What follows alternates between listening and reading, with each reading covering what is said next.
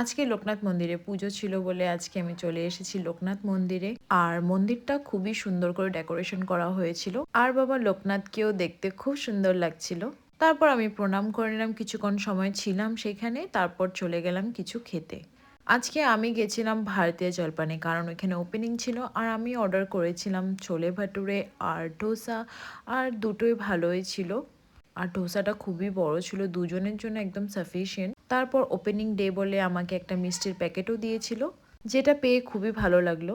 বিকালের দিকে আমি রেডি হয়ে নিলাম একদম দেশি লুক নিয়ে। আজকে এই কুর্তিটা পরে আমার নিজেকে দেখতেও খুব ভালো লাগছিল, পুরো দেশি ভাইব আসছিল। তাই আমি অনেকটা সময় নিজেকে রেকর্ড করতে ব্যস্ত ছিলাম। আর আমি বেরিয়ে পড়লাম স্নিগ্ধার সাথে। কোথায় যাব ঠিক জানতাম না। এদিকে স্নিগ্ধা স্কুটি চালাচ্ছিল আর আমি আমাদের দুজনের ভিডিও করার চেষ্টা করছিলাম, যদিও অতটা ভালো হয়নি।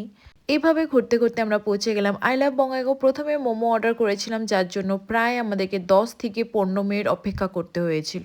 আর ফাইনালি মোমো পেলাম, আর তার সাথে নুডলসও নিয়েছিলাম। তাই মোমোটা আমি হাফ অর্ডার করেছি, আর একটাই নুডলস অর্ডার করেছিলাম দুজনের জন্য, কারণ পেটে একদম জায়গা ছিল না। আর নুডলস খেতে খেতে আমি একটা ফ্রেন্ডকে দেখে ফেললাম অনেক দিন পরে। আমরা 11-12-এ একই হোস্টেলে থাকতাম, এতদিন পর হঠাৎ করে এখানে দেখা হয়ে যাবে সেটা একদমই ভাবিনি। আজকাল সবাই এত বিজি থাকে যে দেখা করার প্ল্যান হলেও সেটা আর হয়ে ওঠে না। তারপর আমরা সবাই মিলে জুস অর্ডার করলাম।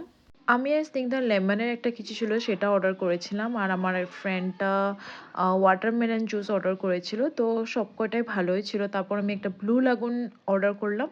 তারপর দাদাটা জিজ্ঞাসা করলো কেমন হয়েছে, তো আমি বললাম দারুণ হয়েছে। তারপর নিজের ইন্ট্রো দেওয়া স্টার্ট করে দিল। हेलो, मेरा नाम है मोहब्बत और जूस वगैरह पीना है तो सीधा आई लव मोएगा में आ जाओ मेरा पास।